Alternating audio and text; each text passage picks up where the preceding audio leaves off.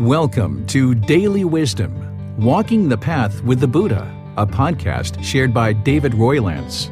This podcast is dedicated to guiding you to completely eliminate the discontent mind and the suffering it causes by attaining enlightenment.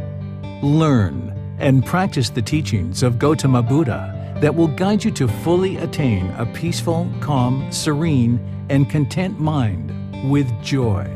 To support this podcast, visit patreon.com/support Buddha or visit buddhadailywisdom.com, where you will discover a full range of courses, retreats, and online learning resources to assist you on the path to enlightenment. Now, here's our teacher to share more.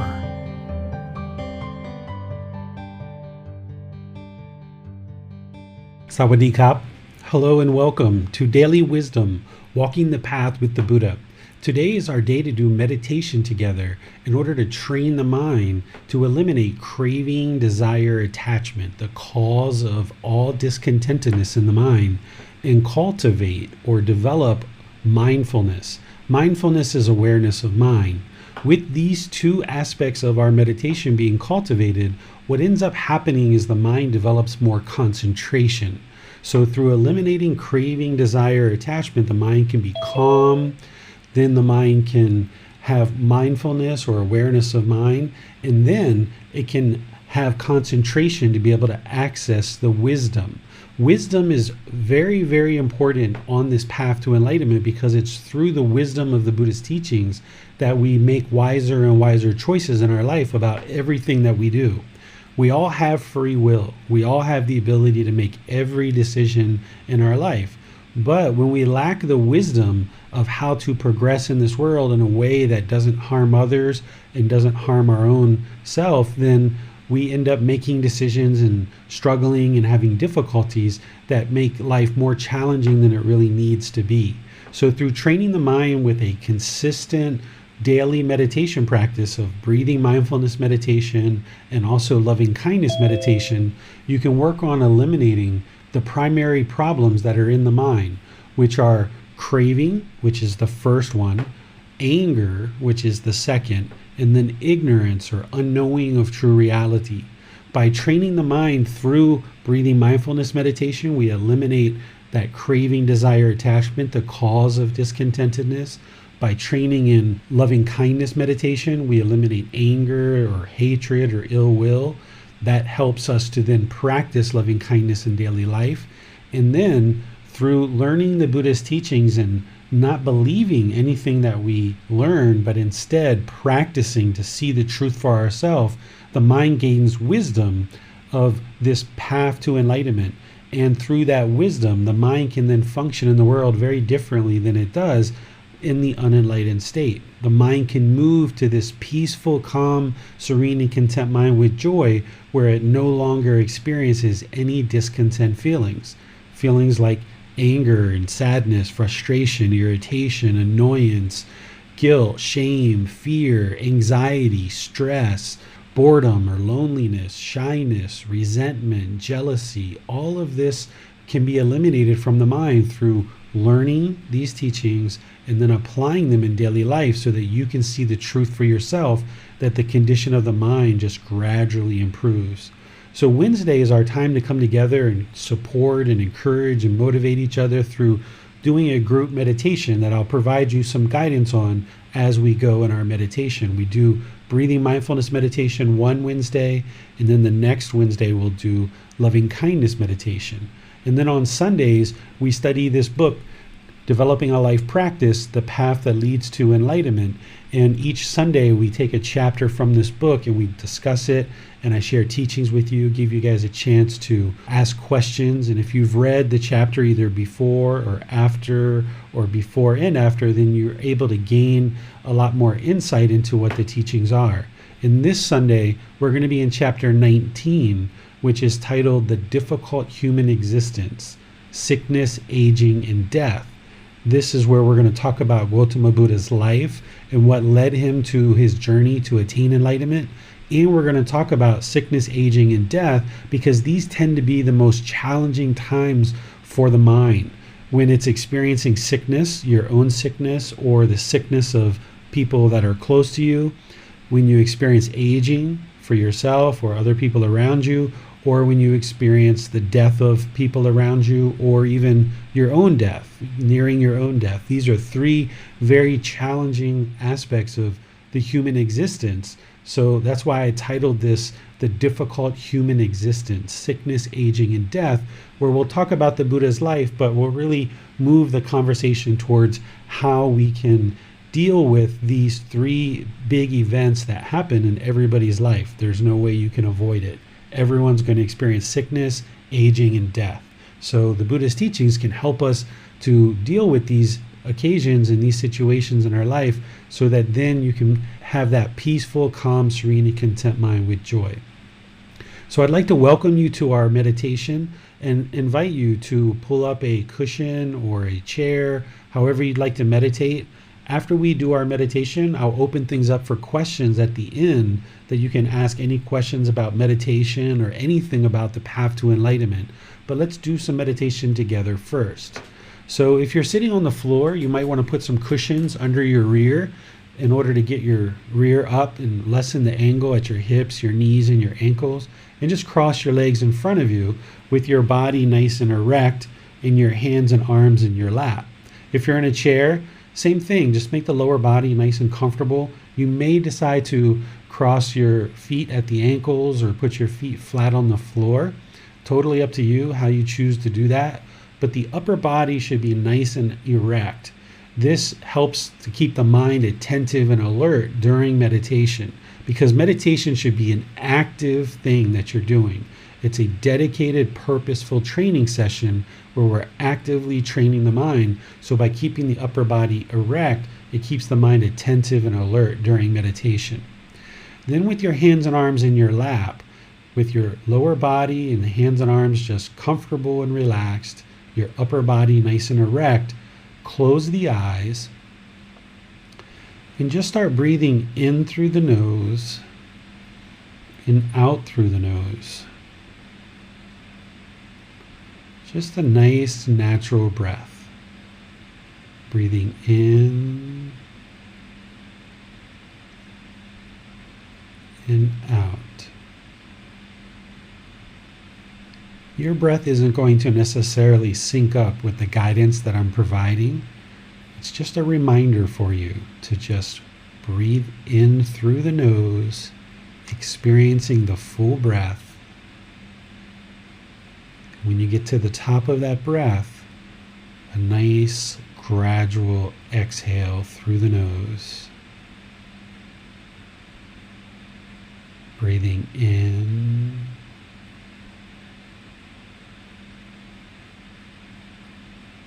and out.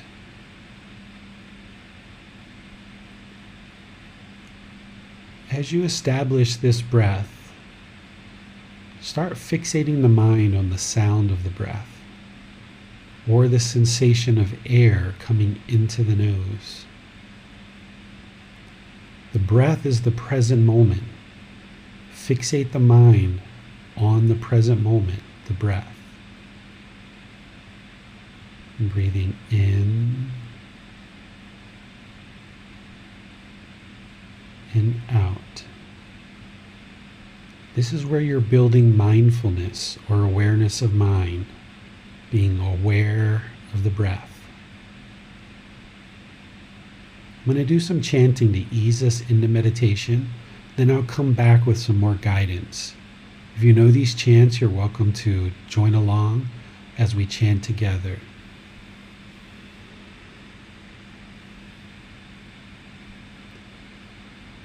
Arahang Samma Sambuddho Bhagava Otang Bhagavanang Abhivateyami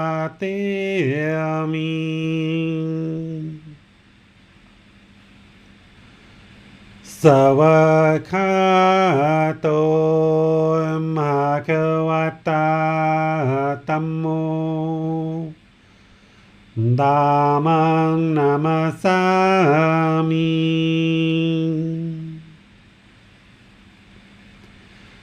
Supatipanno bhagavato sāvaka saṅgho saṅghang namami.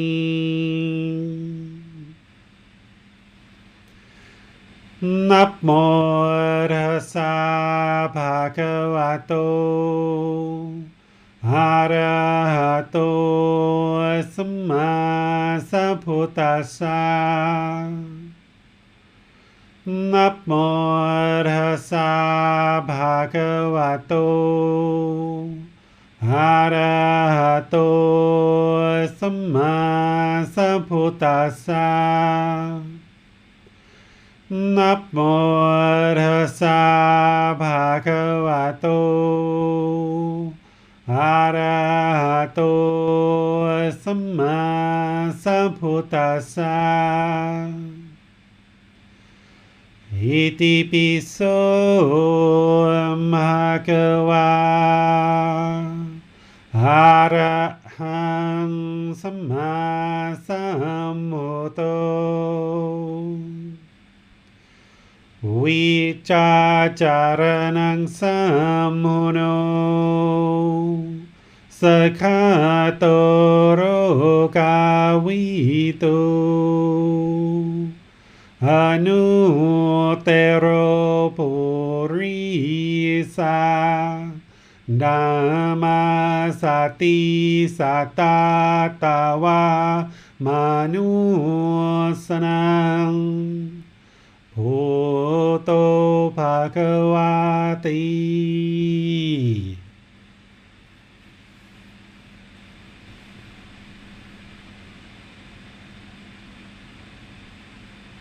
Okay, you should be breathing in through the nose and out through the nose. Just a nice natural breath. Experiencing the full inhale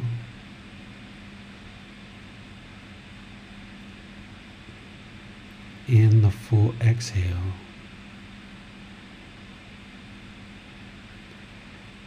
Fixating the mind on the breath is developing mindfulness or awareness of mind, bringing the mind into the present moment, the breath. As you do, the mind's going to have a tendency to want to long for the past, or crave the future, or have yearning for thoughts and ideas, perceptions. As the mind is having this craving desire, this yearning, wherever you notice that with your awareness of mind, with your mindfulness, you cut that off, let it go, and come back to the breath, the present moment. Breathing in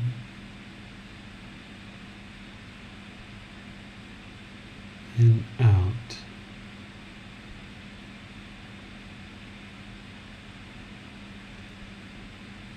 Breathing in and out. You're not attempting to eliminate the thoughts in meditation. You're becoming aware of them sooner and sooner, that the mind is off the breath. And you're training the mind to let go of them easier and easier. This is how we cultivate mindfulness, awareness of mind, and eliminate craving, desire, attachment by cutting off the thought, let it go, and come back to the breath, the present moment. Breathing in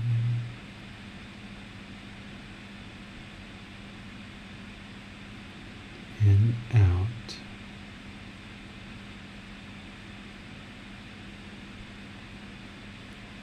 Breathing in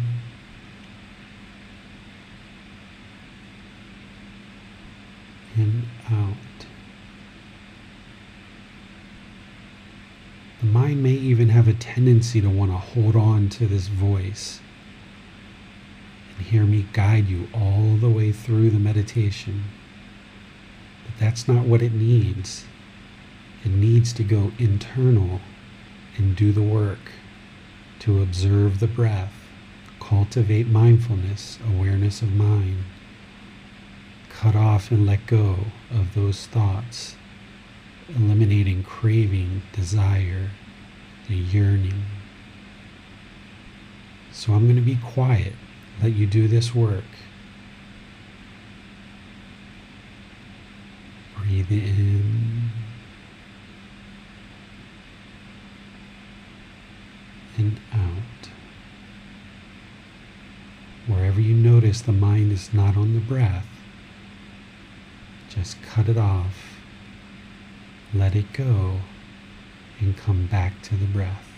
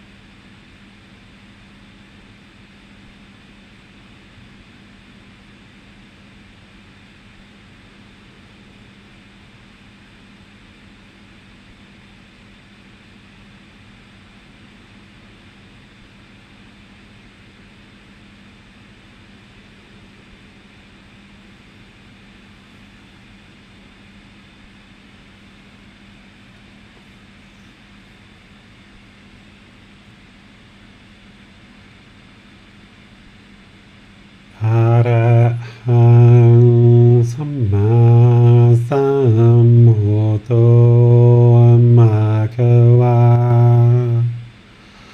พุทธังมหาคะวันหังอภิวาเทมิสวากขาโตมหาคะวตาธัมโมธัมมังนามาสามิสุปฏิปันโนภะคะวะโตสาวกสังโฆสังฆังนามามิ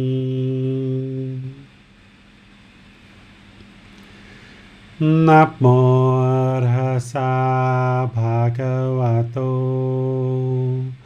อะระหะโตสัมมาสัมพุทธัสสะ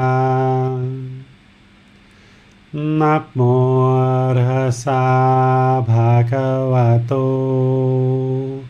อะระหะโตสัมมาสัมพุทธัสสะ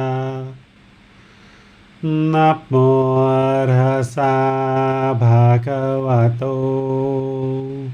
อะระหะโตสัมมาสัมพุทธัสสะอิติปิโสภะคะวะอะระหังสัมมาสัมพุทโธวิจาจารณังสัมโมโนสัคคะโตโรกาวิโตอนุเตโรปุริสานามาสติสัตตาตาวามนุสนังพุทโธภควาติ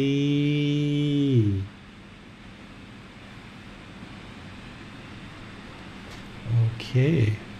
If you guys would like to slowly make your way out of meditation,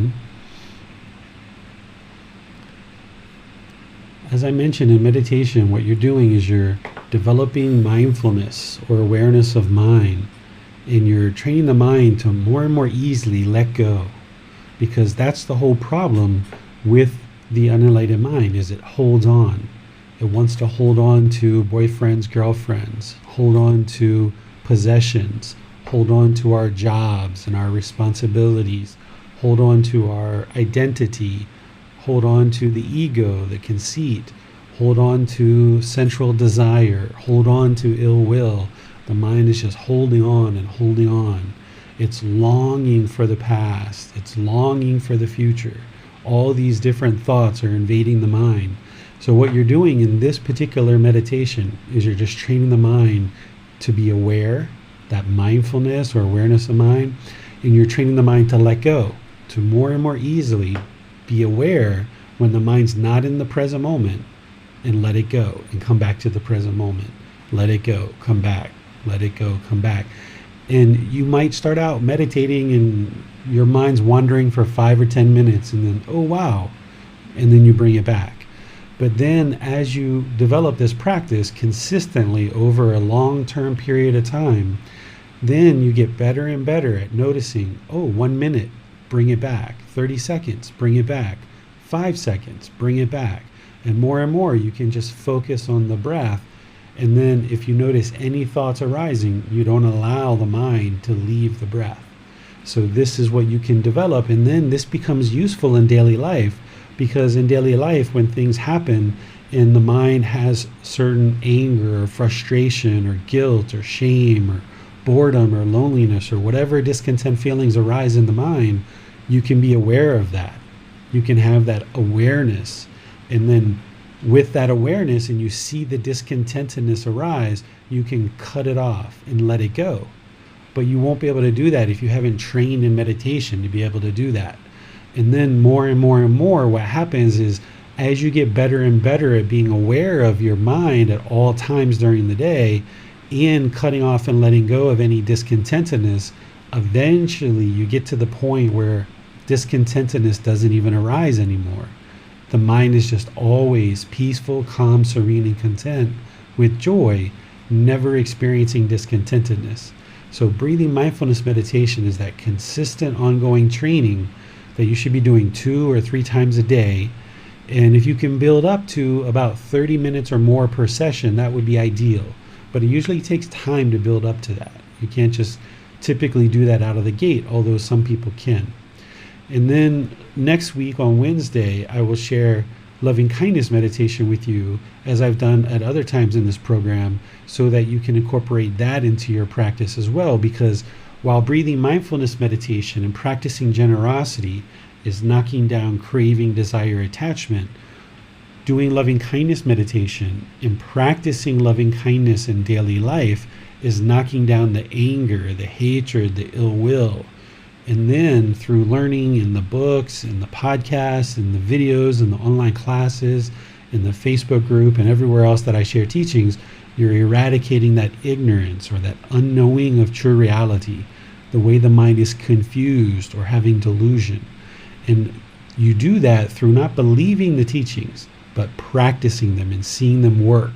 And this is one of the beauties about Gotama Buddha's teachings, is that you can see your discontentedness slowly diminish more and more and more as you learn and as you practice. And then you know you're on the right path. You're learning the truth because you see the condition of the mind gradually improve. Things that once made you angry, they don't make you angry anymore. Your mind is not causing itself to be angry based on those same conditions. It's now transcended that. It's let go of those craving, desire, attachments, and now it's able to reside peaceful, calm, serene, and content with joy, because it's no longer having those same yearning, that same longing, that same strong eagerness of certain things. So be sure you're practicing this on an ongoing basis, as this is your foundation, and you'll be able to build up your practice either here in these classes and also on your own, because it's really an independent journey that you'll need to be practicing this on your own, just with the body, the mind, and the breath. If you're using music or any other devices as part of your meditation, try to slowly, gradually cut those out and gradually diminish those, where you're only meditating with the body, the mind, and the breath. This is really all you should need for meditation. So let me turn things over to you guys and see what questions you have about meditation or anything along this path to enlightenment. I'm pleased to help answer any questions that you have. All you need to do is put your question into the comment section of Facebook, YouTube, or Zoom. Our moderators will see that. Or if you're in Zoom, you can electronically raise your hand and our moderators will call on you for any questions or follow-up questions that you have. Hello, teacher. From a couple of days, I was reading about generosity. The Buddha was referring to it as one of the factors that lead him to eventually be a Buddha. I think generosity is any deeds that are focused on dedicating some time, some effort for the benefit of others. So, knowing that meditation, while meditation, one is eliminating any unwholesome karma. So, would you say that practicing meditation is a kind of generosity? These are different things. It's called the way of practice. There's kind of 3 main components to the Buddha's way of practice. There's generosity, moral conduct, and meditation. This is what we call the way of practice. Generosity is giving and sharing, helping people with your time, effort, energy, and resources. It can be charitable donations of your time, effort, energy, or resources, or it can be just helping your neighbors or sharing food or helping people in your community. Generosity is very important in your practice, because otherwise the mind becomes very selfish, very stingy, and the mind wants to hold on very tightly. We're taught as children to oftentimes share, but we're not taught why. And we oftentimes start to leave that behind as we age. We tend to hold on to things really tightly. So generosity is the quality of mind that we need to practice in order to train the mind to let go and not have this selfishness or this stinginess of holding on to everything, only applying effort behind things that benefit us. We need to be able to provide effort and energy and our time and our resources to benefit other people as well. And this will help you to recognize the interconnectivity between you and other beings. So generosity is very, very important. And not only is it important for you to practice this in your daily life, but also in practice towards supporting the teachings of the Buddha into the world. This is where in Buddhist countries, you will see monks that are walking on the street, and every day people get an opportunity to give food or give a little bit of money or give something to help us to share the teachings into the world. So these kind of things are there in order to help you to eliminate the craving, desire, attachment in the mind. And without that generosity of sharing with your friends, your family, your people around you, coworkers, and as well as supporting the teachings of the Buddha, you would never be able to attain enlightenment because the mind would just be too stingy and holding on to things too tightly. Then that second component is the moral conduct. This is where you look at the Eightfold Path and you can see right speech, right action, right livelihood. This is where the Buddha teaches the moral conduct, virtuous behavior, making decisions that doesn't cause harm to other beings with our speech, our actions, and our livelihood. Because if we cause harm through any of those ways, that harm is going to come back to us. And then the third component of this way of practice is meditation, training the mind through consistent, active, purposeful training sessions where you're either seated, lying, standing, or walking, and you're actively training the mind 2 or 3 times a day. With all of this together, you're putting together a practice of what you're doing on a daily basis. Your daily practice or your way of practice on a daily basis is to always be generous, to always be practicing this moral conduct, to always be practicing meditation each day. This is your daily practice. The Eightfold Path is the entire path to enlightenment. That gives you the details of also what you need to be doing in terms of developing your wisdom, your moral conduct, your mental discipline.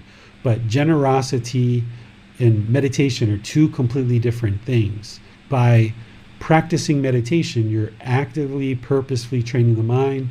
By practicing generosity, you're giving and sharing. Well, so generosity or meditation only are not enough to attain enlightenment, right? Right. There's an entire path. There's the Eightfold Path, right? So generosity and this particular meditation, breathing mindfulness meditation, are working to eliminate the primary problem that's causing discontentedness, craving, desire, attachment. This is what's causing all the happiness, excitement, elation, thrill, euphoria, anger, sadness, frustration, irritation, annoyance, guilt, shame, fear, stress, anxiety, boredom, loneliness, shyness, resentment, jealousy, just any unsatisfactory condition of the mind. It's all being caused by craving, desire, attachment. That's why breathing mindfulness meditation and generosity are so important, to eliminate that one aspect of the mind that's causing the discontentedness. But there's other aspects of the mind, or pollution or defilements or taints that are in the mind that need to be remedied with specific solutions. So that's why there's an entire path that teaches you how to understand these pollutions in the mind and how to remedy them through specific antidotes. Well, I noticed that oneness or singleness of the mind is one aspect of meditation. So do you agree that focusing on the breath helps one to eliminate, let's say, the busy nature of the mind? Yes, singleness of mind is part of that 8th step of the Eightfold Path. It's right concentration. So the Eightfold Path is broken into 3 sections or categories, which is wisdom, moral conduct, and mental discipline. The mental discipline part is right effort, right mindfulness, and right concentration. This is what you're practicing primarily when you're meditating. When you're meditating, you're building awareness of mind or right mindfulness. You're taking the right effort to eliminate unwholesome qualities and arise wholesome qualities in the mind. And you're focusing on the breath to develop singleness of mind, bringing the mind into the present moment or right concentration. By developing this mental discipline in meditation actively and consistently over a long period of time, then you have that mental discipline in your daily life. Just like other things, you can't just meditate in the morning and then the whole rest of your day is going to go wonderful. You have to understand this entire path, that meditation is one component, but there's these other steps as well that you practice on an ongoing moment by moment basis throughout your day, like right intention and right speech, right action, so forth and so on. And it's through this benefits that you're cultivating in meditation that make it easier for you to practice the entire Eightfold Path in your daily life, moment to moment. Well, I can remember that maybe from 2 or 3 years ago, I watched some videos for people who are teaching meditation. They taught about focusing on emptiness of the mind. Do you agree with this? Focusing on what? Emptiness of the mind. Emptiness of the mind. I don't suggest that you do that instead you focus on the breath, the present moment. This is what the Buddha taught, is to focus on the breath, because the breath is the present moment. As you're able to do that more and more, and the mind is longing for something, either the past, the future, thoughts, ideas, perceptions, and you get better and better at cutting that off and letting it go, coming back to the breath, the mind eventually submits. It eventually, over time, submits, and it just stays in the present moment. I would never train a dog this way, but I use this analogy that, if a dog was pulling and pulling and pulling on the leash, and you just yanked it back and yanked it back and yanked it back and yanked it back, eventually, over time, the dog would learn to just stay by your side and don't move, that every time it longs for something, it gets yanked back. Well, your mind is the same way, that it's basically wanting to run to the past. It's longing and pulling to the past, or it's pulling to the future, or it's pulling towards these thoughts and ideas and perceptions. And what you're doing in meditation is you're cutting that off and letting it go and pulling it back to the breath. As you do, and you start clearing out the craving, desire, attachment in the mind becomes what we call empty, or it becomes uncluttered or unmuddled. When the mind is full of craving, anger, and ignorance, the mind is very muddled. The Buddha called it muddle-mindedness, that the mind is very confused, very muddled. It doesn't understand what it doesn't understand. The more you learn and practice and train the mind, you get this crispness and this clarity, this brightness or this radiance of the enlightened mind. And we might say that the mind is empty. It's not empty in terms of there's still a profound amount of wisdom. The more you progress on this path, there's a profound amount of wisdom, but there's not all this clutter and all this junk around. There's not all this dust around that's accumulating in the mind. Instead, you've cleared all that out through training the mind in meditation, but also outside of meditation. So then you experience this emptiness of mind. But that's not what you're focusing on during meditation, because the average person who is meditating doesn't have an enlightened mind. The mind is only going to be experiencing that emptiness as it gets closer and closer to enlightenment. So what you need to focus on is the present moment, which is the breath, and that's what's going to lead to the emptiness, is that you're letting go of the craving, desire, attachment, you're letting go of that anger, that hatred, that ill will. You're increasing your wisdom to eradicate the ignorance or confusion or delusion, the unknowing of true reality. And as you clear all this out from the mind, that's where you get to the emptiness, the clarity, but then you have this profound wisdom, and you have this moral conduct, and you have this mental discipline that you're able to conduct life with ease and smoothness. So the active part of meditation is letting go. Seems that all the past enlightenment is about letting go, right? Yeah, that's a big component to it, because the unenlightened mind is holding on so tightly. You're training the mind to let go. The Buddha called it relinquishment. You're training the mind to let go. You don't actually need to eliminate your possessions or your relationships or your job or all these things. This is one of the big myths in the Buddhist community, is they see that the Buddha left the royal palace and went on this journey and became homeless. And you might see monks in these temples that have done something similar, and people think that's what you have to do in order to attain enlightenment, but you actually don't. It's more conducive to enlightenment if you do that, because it's a more precise discipline that you're following as part of the ordained life. But you can attain enlightenment in the household life by training the mind to let go, or relinquishment. You're letting go of the craving, desire, attachment, the way the mind is longing and yearning and trying to hold on to things so tightly. And there may be some possessions in your life that you do decide to let go of. And there may be some relationships that you do decide to end as part of your path to enlightenment. But that's not what's required. You just need to train the mind to let go, so that you're not trying to control the people in your relationships. You're not trying to hold on to your possessions so tightly that when impermanence comes, you're not diminished and distraught because of your possessions being gone. Or if something happens to a relationship in your life, you're not distraught because this person no longer associates with you or has died or something else. So you're training the mind to let go and not hold on to all these things, recognizing the universal truth of impermanence, that these things are all impermanent. They're not permanent, they're all temporary.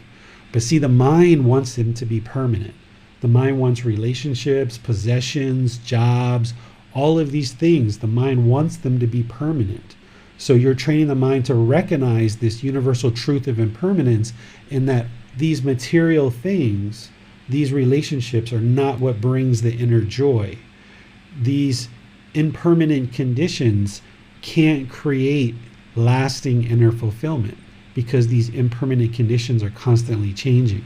So you have to be able to discover how to let go of all these impermanent conditions, but you can still maintain the relationships and the possessions, and then go internal and find that peace, that calm, that serenity, that contentedness, that joy, being unattached to any particular thing to create those feelings. This is the unconditioned mind, that the qualities of the mind, they don't arise, they don't change, and they don't fade away, because they're just always present, because they're not based on any impermanent conditions.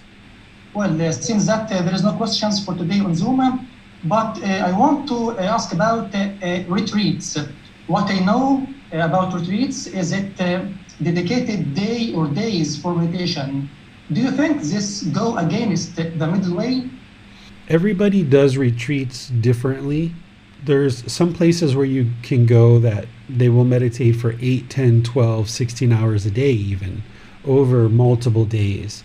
When I lead retreats, I don't do it that way, because I don't feel it's in the middle, and I feel it can be very taxing to the mind and very taxing to the body, and it can also be somewhat dissuading if we do this. And oftentimes those retreats are also silent. So not only are you meditating for extreme amounts of time during your day, but you're not interacting with anybody.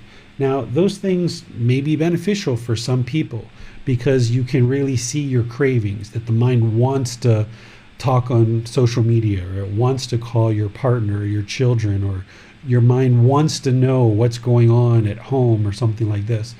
But the way that I prefer to do retreats is in the morning, we spend about 3 hours to learn the teachings of the Buddha, meditate, and basically not have phones or access to the outside, just for 3 hours in the morning.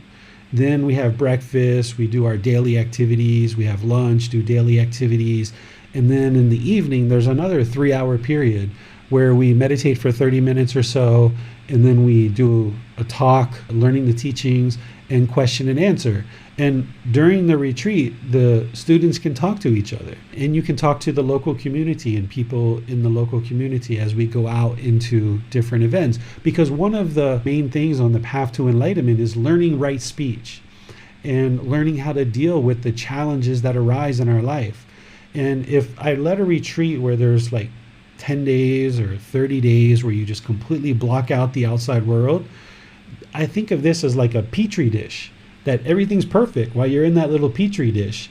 And then as soon as you go outside in the outside world, you kind of get bombarded with all this stuff, and your mind doesn't know how to deal with it because you've been in this petri dish for 10 days or 30 days or 15 days or what have you.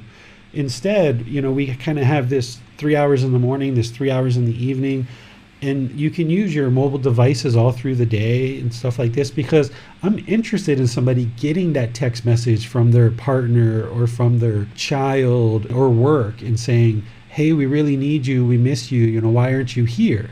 Because then you have access to your teacher right there in the retreat, and you can get help with how to deal with that and how to process that in a way that would be conducive using the Buddhist teachings.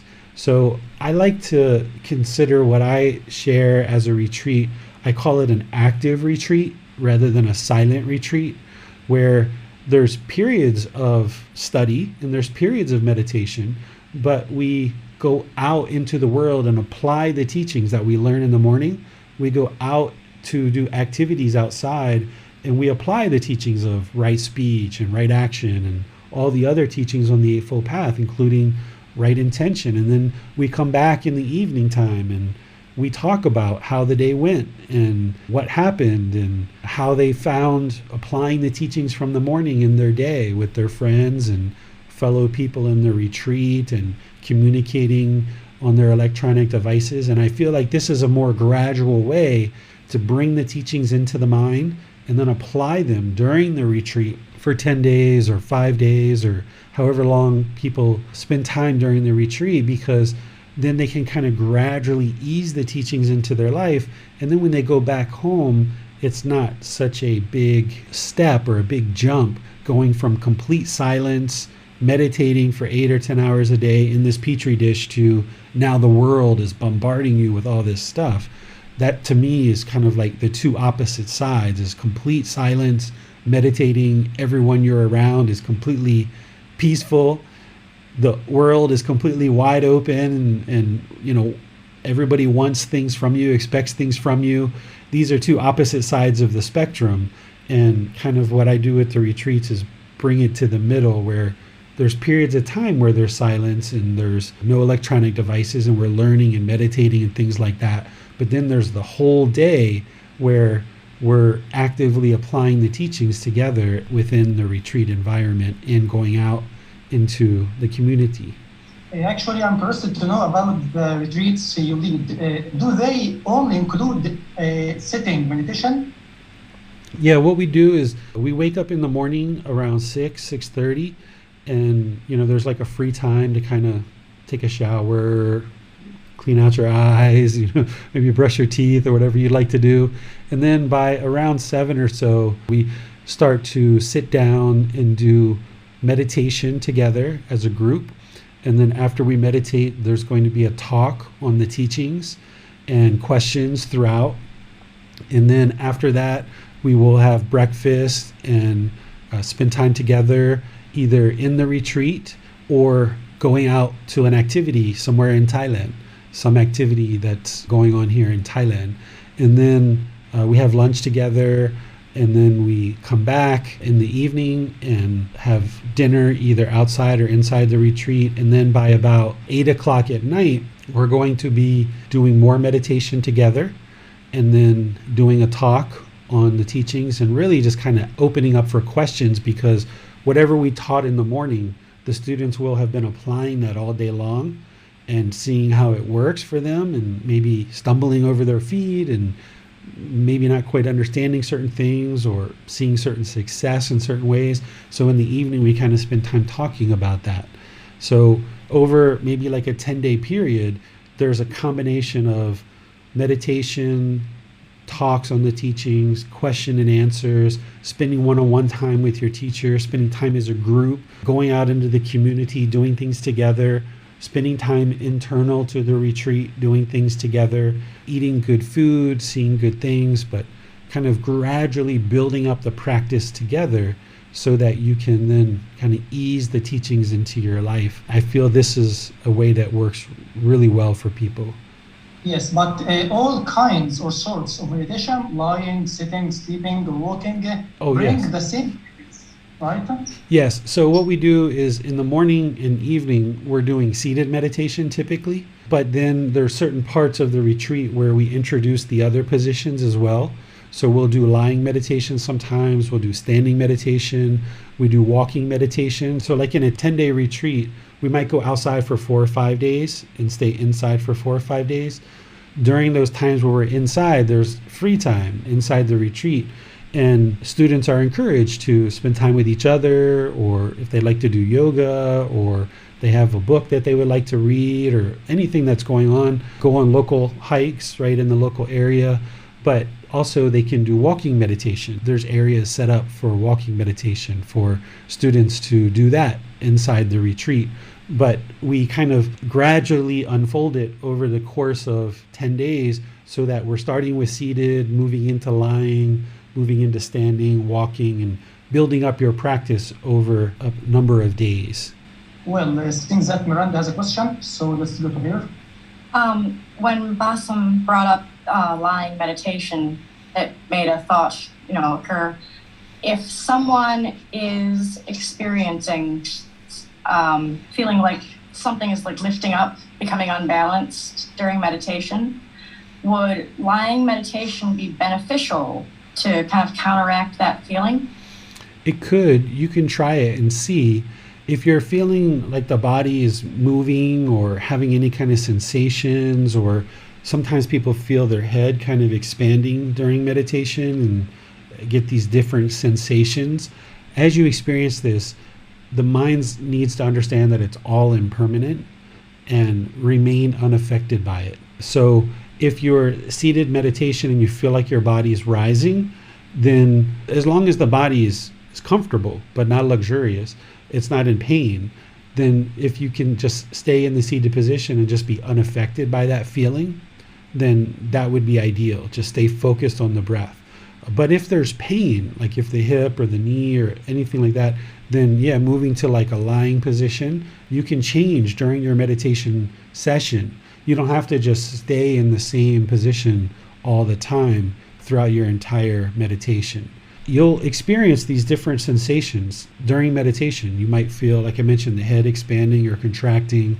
You might hear things in the brain kind of moving around, because there's research that shows that as you're training the mind, there's this connection to the brain, and the structures of the brain are actually changing, not just during meditation, but as you're practicing all these teachings, the structures of the brain are changing. And once they change, the researchers say that it doesn't go back to the way it was before, which is what we know about enlightenment as well.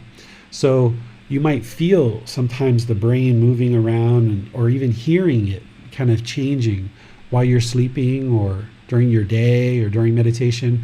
And you just got to remain unaffected. You got to understand that it's impermanent and that this is just a normal part of transforming the mind to enlightenment, that the brain is going to be changing. You're going to have these different sensations in the body. It's just all part of the path. Okay, so then really, if it's just like a mental sensation or a bodily sensation, it's more beneficial to remain in the seated position and just train the mind to not be affected by that sensation? Yes, as long as there's no pain or anything like that, just remain where you are, like a post, like a pillar, and become unaffected by it. Because not only do you experience these things that we're talking about, but as the mind starts moving into the jhanas, you might feel this bliss, this joy, this radiance, and it's like almost like tingling all over the body. As soon as you're like, oh my goodness, what was that? Oh, that felt so good. The craving's kicking in, and the mind's going to regress. It's going to back out of the jhanas. So when you feel those pleasant feelings, because moving into the jhanas are quite pleasant, when you feel that pleasantness coming in, you need to remain unaffected. And this is where I talk about, if you were naked standing in the middle of your street and the sun was shining on you, you have to remain unaffected by the sunshine. Or if it starts raining and you're naked in the middle of your street, You need to remain unaffected. So when you're meditating, if you feel any of those sensations as the mind is awakening, you just remain unaffected. Don't think that just because you experienced it in this session, it's going to happen next session, because that's the other trap that the mind can fall into, is not only does it enjoy that so much the first time, but then it expects it the next time, and it's craving it, it's longing for it, and then it doesn't come because the craving is there. As long as there's craving that arises in the mind, it's going to have the mind regress. So as you're starting to feel these different sensations, you just remain unaffected by it and stay steadfast on the breath.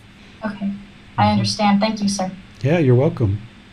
I think the topic of retreats, especially in a country like Thailand, will be interesting. So maybe after COVID, some of us will decide to do so.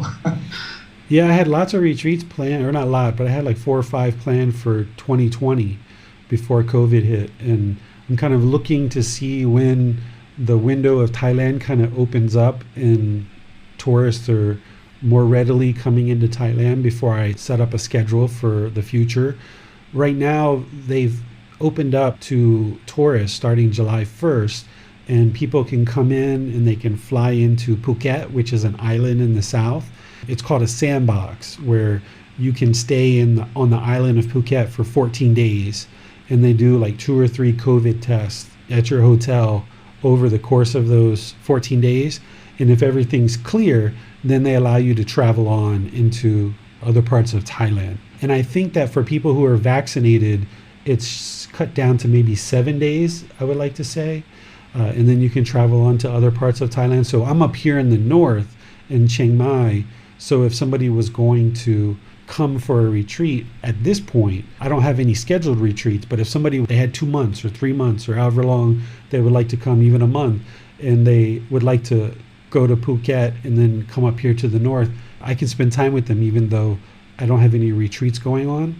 But what I would like to do is get to the point where Thailand is more fully vaccinated and they're kind of letting people just come right in without the quarantine. And then that way I can start holding retreats, because some people only get 2 weeks of holiday.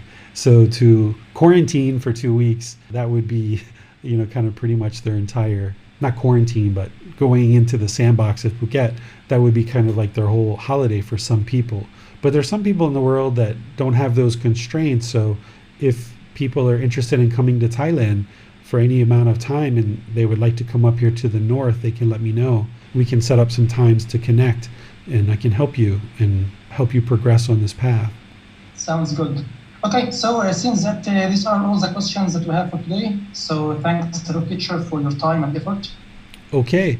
Well, I'll just end by saying thank you all again for joining and being committed to learning and practicing Gotama Buddha's teachings. As you heard me share on Sunday, we're going to be discussing chapter 19 in the book. And then next Wednesday will be loving kindness meditation. So you're welcome to join for those. If you don't have this book, you can go to buddhadailywisdom.com. In the upper right corner, there's a link for free books. From there, you can download the book for free, or you can order it if you would like a printed copy. There's printed copies that you can order from Amazon as well. So as you progress in this program, you can learn the teaching step by step. And we're going to be starting the whole program over in about another 4 to 6 weeks. So you can kind of come in here on the tail end and kind of just warm up to the way that we do things. And then in about another 4 to 6 weeks, we're going to be starting over from the very beginning of the book and progressing forward.